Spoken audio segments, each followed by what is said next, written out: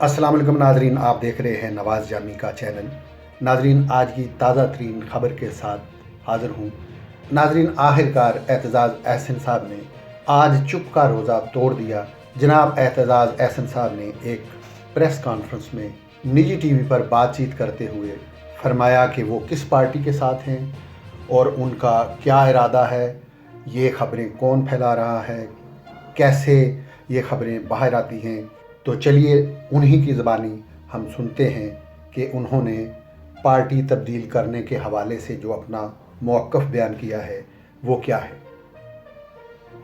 امکان نہیں، بلکہ میرا پیپلز پارٹی کو چھوڑنے کا ہی کوئی امکان نہیں۔ پھر میں نے کہا پیپلز پارٹی میرا خاندان ہے، میری فیملی ہے، تو یہ خبر جو آپ کے لیے ہے سر، وہ میں پیپلز پارٹی نہیں چھوڑ رہا۔